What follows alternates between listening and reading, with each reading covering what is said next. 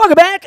Many joys of traveling to Atlanta, Georgia. Great memories there over the years of cutting down the nets with Gary Williams and the glory of Stoney Case, and the one time Ryan Klesko dumped champagne all over my head at Fulton County Stadium after the Braves had just won the World Series.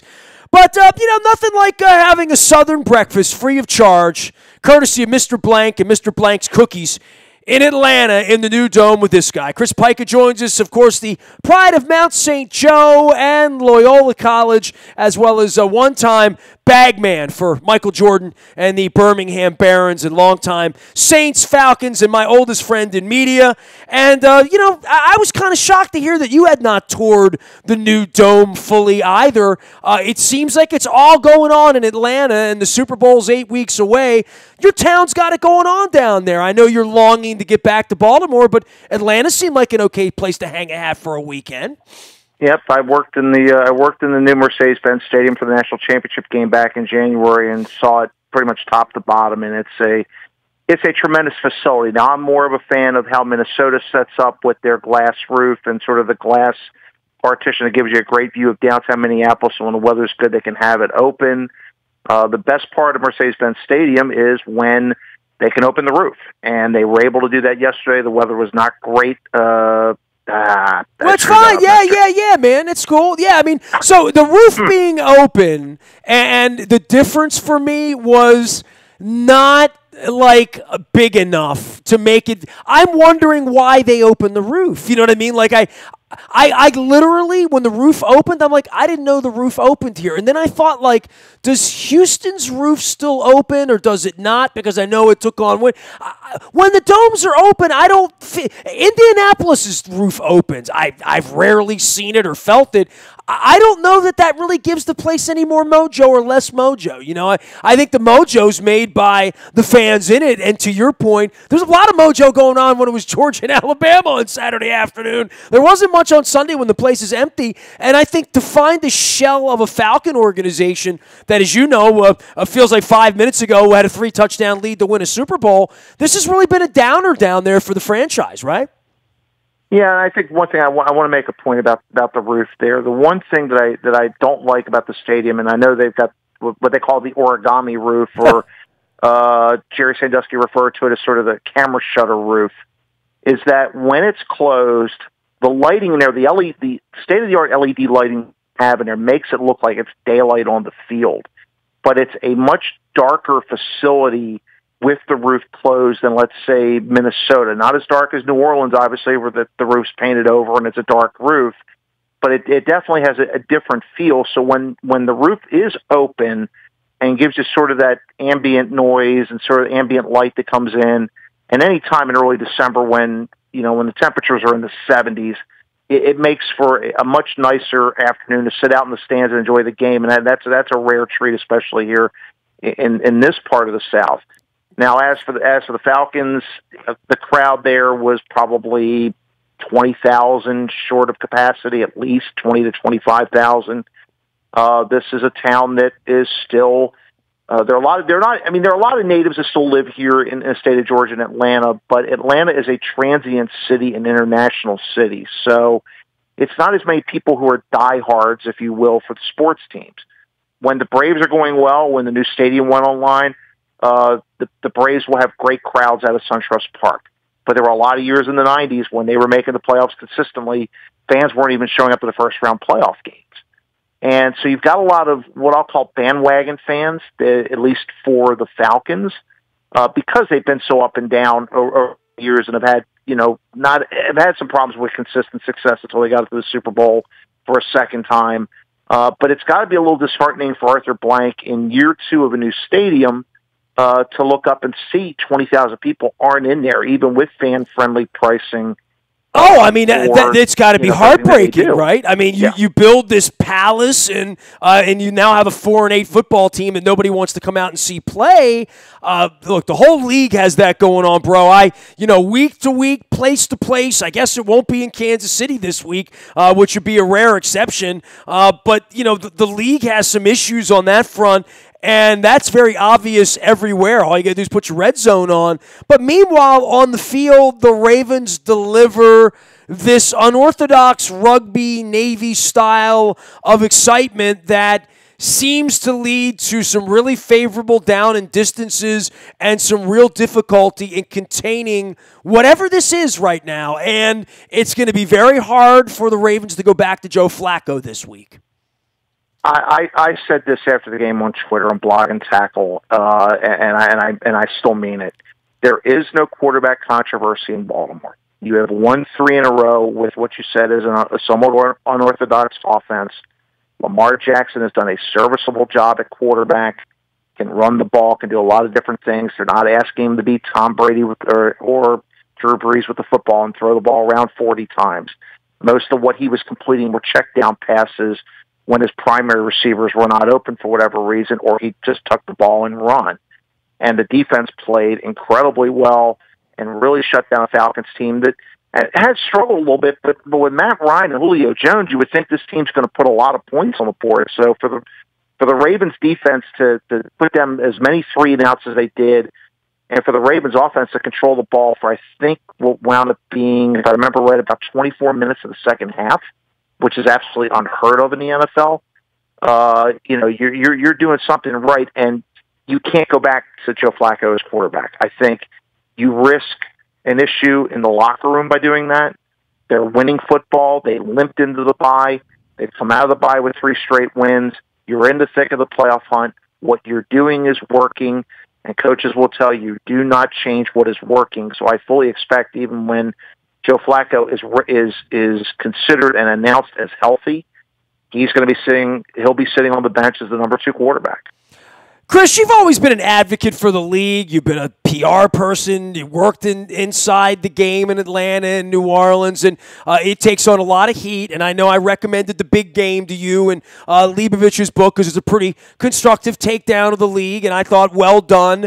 And I think there's plenty of things, and we sit here and take the league down all the time about CTE or whether they really care about the players and Thursday Night Football and, how this Kareem Hunt thing, and we're going to be talking about that all week. But there is a point in this where at the 3-quarter poll here, just our little purple drama in our world went from 4-5 and we're going to fire the coach to 7-4 or 7-5. We're going to bench our quarterback now. Our Super Bowl MVP quarterback is making $25 million to going out to Kansas City and playing this game on the backside of this ridiculous comeback by the Chargers on Sunday night, right? The Steelers are folding up. Houston's won 9 games in a row. Mike McCarthy gets fired in Week 12 by the most stable organization in the sport, right? There's a job opening there. Dude, it's a fascinating case study. I mean, Matt Ryan's going to play Aaron Rodgers this week in a December game where they're both healthy and both of their teams stink and one just got their coach fired. It's a wild league, and the John Harbaugh out as Ravens coach, that narrative's gone away all of a sudden, right?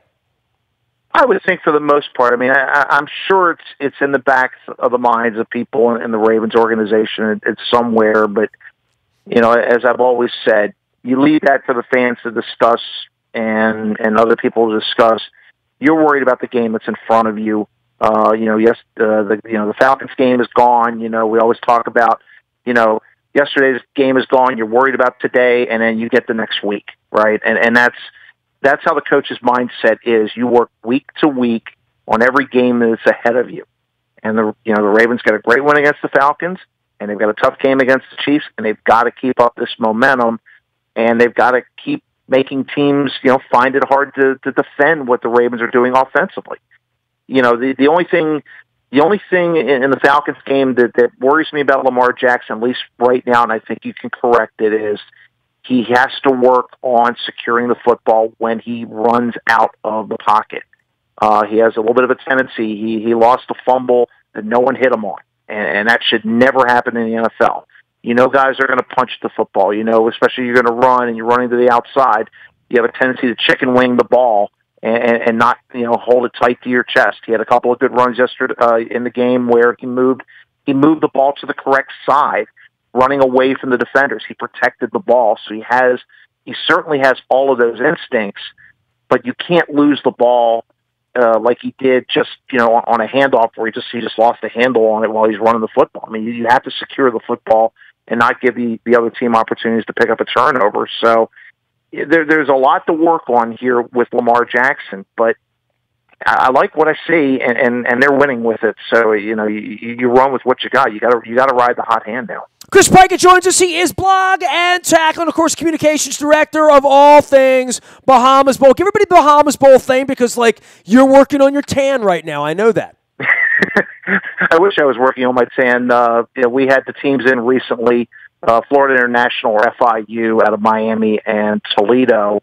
And FIU is coached by Butch Davis, the former Cleveland Browns coach, who also coached at the University of Miami and was a part of 2 Super Bowl winning teams in Dallas as an assistant. And so they've had a great year. They were 8-4 in Conference USA. They just missed getting to their conference championship game. Toledo 7-5, scores about 40 points a game. FIU averages about 36. So I think we're going to see a pretty high scoring game in Nassau on ESPN on Friday, December 21st at 12:30. So we're looking forward to the 5th edition of the Makers Wanted Bahamas Bowl. Send nice pictures. I mean, the water's blue, the sand's white. Just put pictures up. That's all you need to do. And we'll do plenty of that. We'll all be heading there. This is wild, though, this Kansas City story and the Kareem Hunt story coming back. I know you've been on the front end of PR and trying to figure this out and communicate with your fan base. You're never far away from all this, right? You're always one wake up call away from a scandal in this league. The Redskins signed up for it last week. I mean, Lord knows nobody knows what the hell that guy's doing down there. But in the case of Kansas City, this has sort of rocked their football team and what they do and how they do it out on the football field. And I know this: Kareem Hunt's not coming back and playing football for the Chiefs anytime soon. No, I don't think you'll ever see him in a Chiefs uniform again. And the thing about this is you've got an organization, the Kansas City Chiefs. Lamar Hunt, the longtime owner, passed away a few years ago. A classy owner. Their organization has always been one of the better ones in the NFL. Clark Hunt, who's now the owner, and Lamar's wife, Norma, they're running that franchise. And this is... It's not a great situation. And first of all, you always think about the woman in this situation. She was the one that was, punched or kicked and everything that happened in that video. And that plays out on the internet for her the rest of her life too, that's right? Exactly right. Yeah. And I think first and foremost, it's the victim in this that should come first, okay? We want to talk about Kareem Hunt all we want here and the Chiefs' response to it. But there was a woman who has been involved in at least one incident with him and potentially 2. Okay, there was one where she sort of recanted, or there was, she went back, and unfortunately, all too often, that's something that happens in domestic violence situations, and we have to change the thinking on that. So the first thought is always to the victim and how we can help her. And honestly, in Kareem Hunt's case, he lied to the Chiefs. There was a video, but for some reason, nobody seemed to be able to get it until TMZ paid for it. So the leagues talk about investigation of these events and trying to get this information. How hard they tried, what they tried to do to get it, I don't know. I think investigations are better left to law enforcement agencies and not the league office, but the league certainly got burned in the wake of Ray Rice, and so they've tried to take a more active role I don't think to great success here. Chris Pika is blog and tackle. He, no doubt, will be tweeting throughout all the bowl season as he travels all around the country doing stuff, including the Bahamas Bowl, and getting his passport stamped and working on his SPF. I think you need to upgrade to a 30 here, Pika, all right? That'll work. Take care of yourselves. Good seeing you in Atlanta.